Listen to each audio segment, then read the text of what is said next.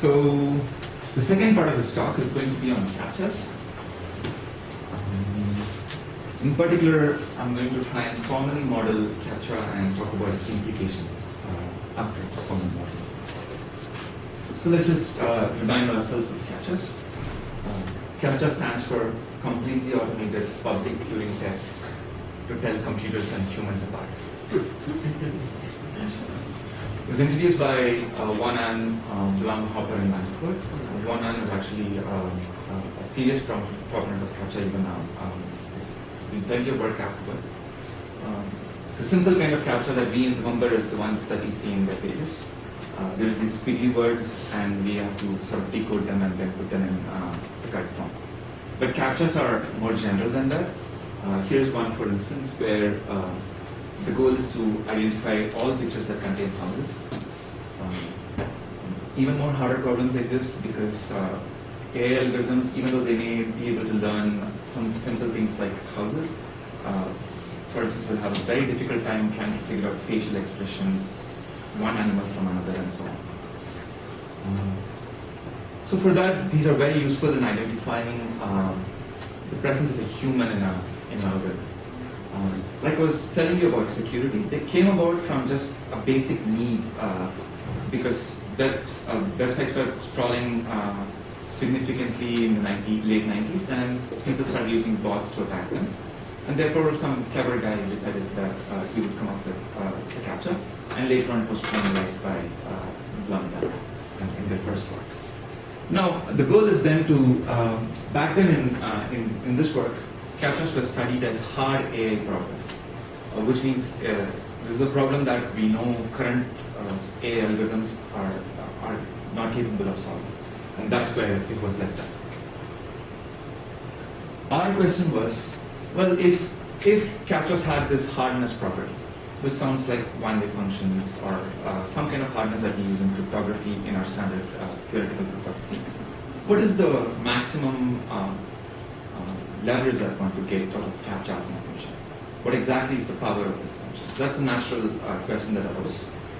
In particular, there are several questions that arise in modern cryptography today, involving composability, non-malleability, etc. I'll define these primitives as and when I need them in the later talk, but this was the main motivation for us to study CAPTCHAs. So I'll just quickly get to our results. In that we picked up CAPTCHAs and we observed that CAPTCHAs had a special property called extractability that seemed very nice and to formalize and assume. So we introduced this notion of extractable CAPTCHAs.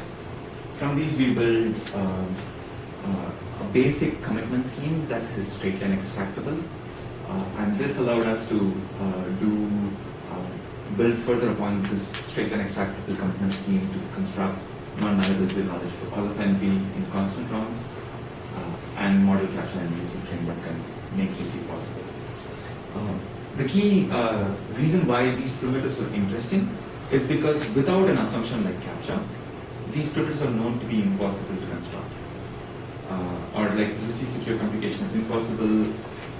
Some questions are unresolved, some questions are resolved, but we do not know any possibilities without an assumption.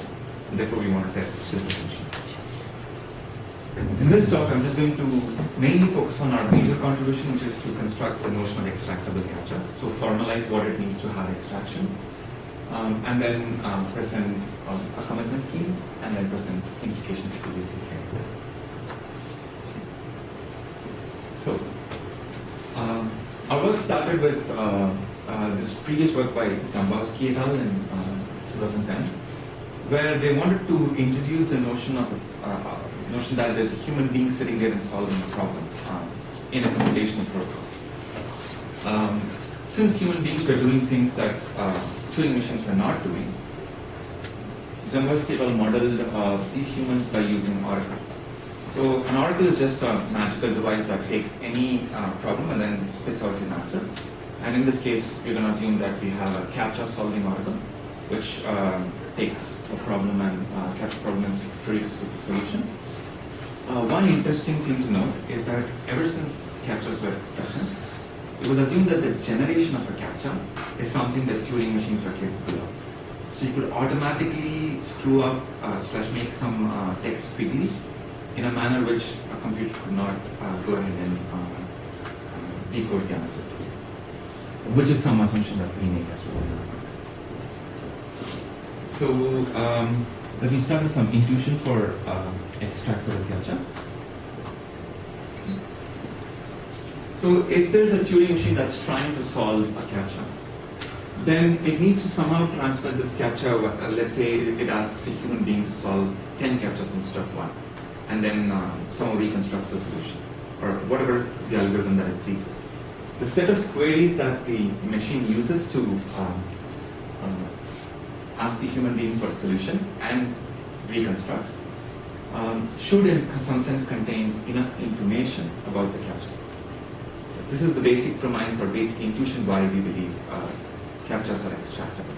In particular, we also believe that if the algorithm itself was super smart, for instance, to somehow craftfully divide the CAPTCHA into sub-problems. Let's say you gave it a CAPTCHA with 5 characters, but it just split out each alphabet and had it solved by a human, and then reconstructed the solution. Now, this is something that we don't expect of an AI problem like CAPTCHA. What we expect is perhaps a random division of the CAPTCHA into 2 parts, or some unintelligible to a machine kind of a division of the problem, but not something that that's intelligible to the machine. So this is an assumption that we want to make about the CAPTCHA itself. So therefore, this is what we mean when we say that the set of queries not only have enough information to solve the CAPTCHA, it somehow helps us identify what is the exact CAPTCHA that is used. More precisely, extractable CAPTCHA is a game that's played between a challenger and a CAPTCHA solving adversary, where the challenger has 2 randomly chosen CAPTCHA puzzles, C0 and C1, and he provides one of them to the adversary. Now the adversary uses a human being to solve the CAPTCHA, and assuming that he solved the CAPTCHA correctly, let's say he sent a solution SP for the CAPTCHA, so he just we gave him some picture, and then he gave back the text. We want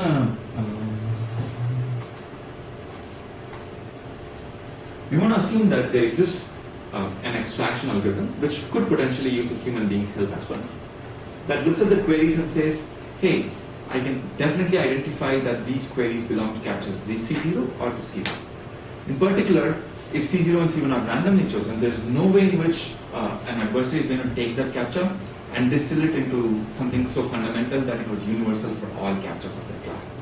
And again, an example would be to think of arbitrarily squiggly colored CAPTCHAs that are made from words, but then an adversary who's fooling this system is one who's probably able to identify each of the alphabets and then reorder them in some way. So this is something that we assume cannot be done. Because if the problem was capable of being broken down to such a fundamental level, the belief is that it should be easy for any problem to solve. I once again want to point out that this is an assumption that we make about existing CAPTCHAs, and this is not like an inference from the way CAPTCHAs work today. Once we make, so this is like a formal statement of what I just talked about as an intuition, which is that for all adversarial Turing machines that attempt to solve one of 2 randomly chosen CAPTCHAs, C0 or C1, suppose CAPTCHA is solved with sufficiently high probability, then there exists an extractor that outputs the exact bit that was the exact CAPTCHA that was solved. What is H? H is a human oracle. H is the extractor can also make use of a human oracle. Yes. And in particular, the extractor and the solver can be different humans. Like there's one guy who's distinguishing CAPTCHAs, another guy who's solving CAPTCHAs. In our actual formal assumption, we make that we combine these 2 oracles together and sort of assume that somebody who has the power to discern 2 CAPTCHAs has no use of it to maliciously obfuscate which CAPTCHA was solved. The use of extractable CAPTCHAs are very nice in that extraction is straight line. In particular, what we mean by this is, suppose there's this interactive CAPTCHA solving process that happens with some adversary.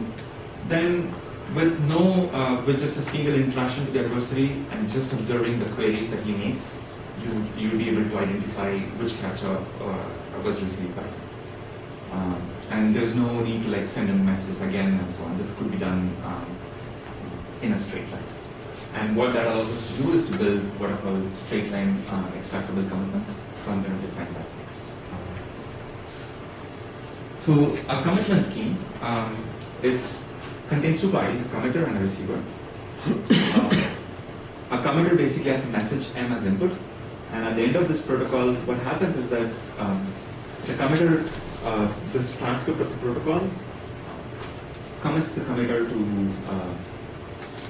the message M. In particular, there is the binding property, which states that for any malicious committer, the only message that correctly will be accepted as a decommitment for the commitment is the message M.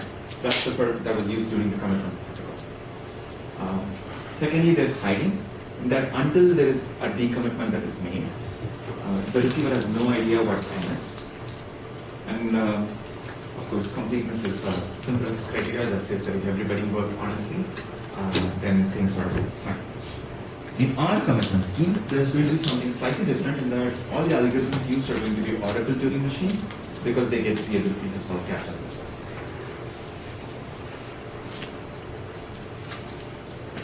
What we want from this commitment scheme is that if somebody had access to, apart from the transcript, somebody had access to just the queries of the committer to the CAPTCHA output and this auxiliary information, then he must be capable of figuring out what the message is.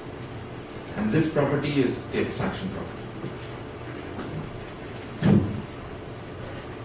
So here's a simple bit commitment scheme that works in this principle.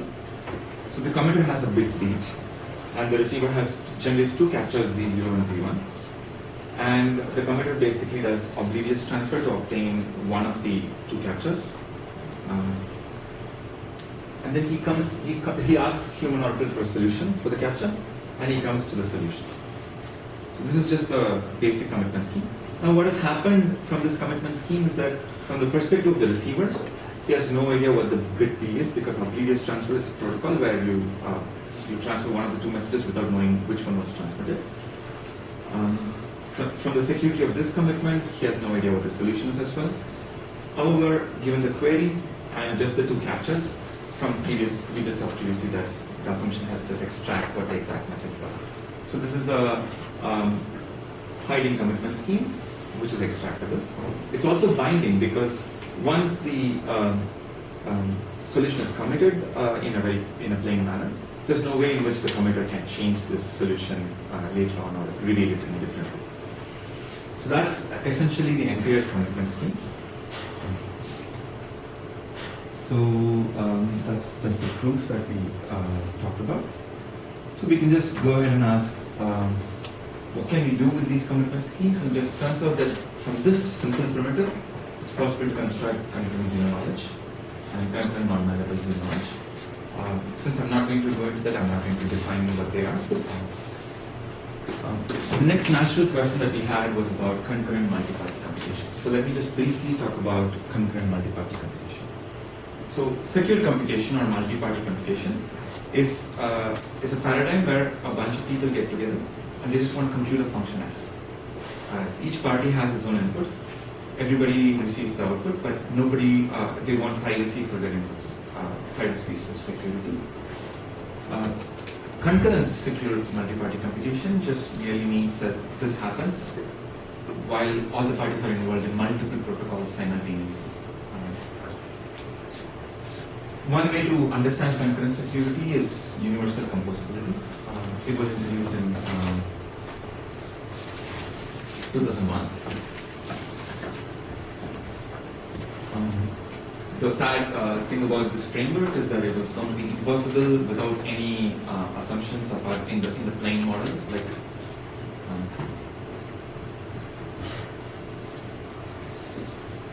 even concurrent self-composition was later shown to be this is a weaker version of universal composable composition property. This was known to be impossible from 2004 and 2006.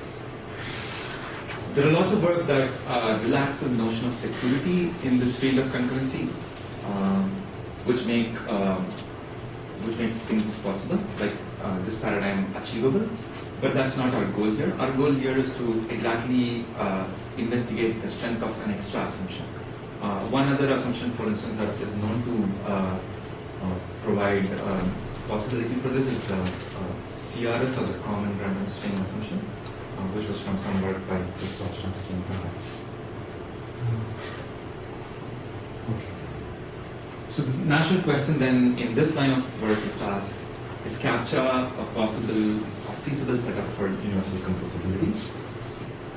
So let me just, for that, let me just quickly recall the UC paradigm. In this paradigm, there's a protocol that happens between a bunch of honest parties, and there's an environment which sort of emulates everything else that the parties do, all the other protocols that the parties participate in. And we only care about the security of the protocol pi, while making no assumptions about whatever could go on in the environment. And the way this security is defined is that, well, if instead of the protocol pi, the parties used an ideal functionality or an idealized version of the function f that they were trying to compute, then is there any distinguishing happening between these two cases by the environment? That would be the notion of security. So in particular, we say for every real adversary A who adversarially participates in the protocol, there's an ideal adversary S who could have done the same thing in the ideal world with respect to this functionality. It turns out that in the case of CAPTCHAs, the way you model CAPTCHAs becomes very important in this framework to decide whether there is feasibility or not. In particular, assuming that every algorithm has its own private oracle or private CAPTCHA solving party, like in the picture here, is a bad thing, and that makes CAPTCHA not particularly useful. On the other hand, assuming that there's a central CAPTCHA solving oracle that can be accessed in this world makes UC possible. Now this sounds like a very bad idea if you think about it from practice, in that it sounds like as if everybody who needs to solve a CAPTCHA in the real world need to get it solved from a single person. But it's not as bad as it sounds. This is just a modeling into the UC framework to understand the capabilities rather than a statement on how things should work in practice.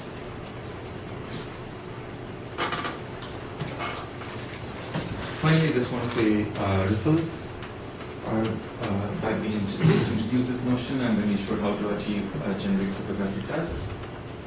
The real drawback of this work is that any reasonable protocol is going to say solve like 10,000 CAPTCHAs, which is of course not close to anything practical, but the idea is some kind of theoretical feasibility from something that is known in practice so far.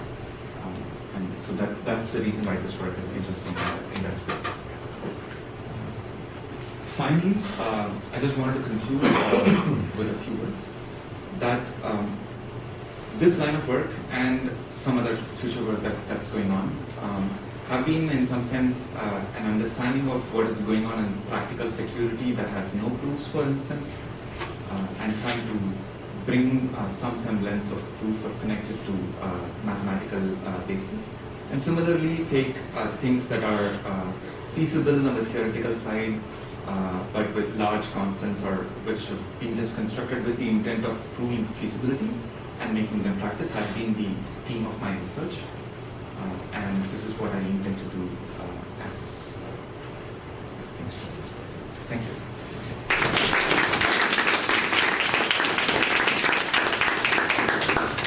Any questions? Okay, so I think the four of us need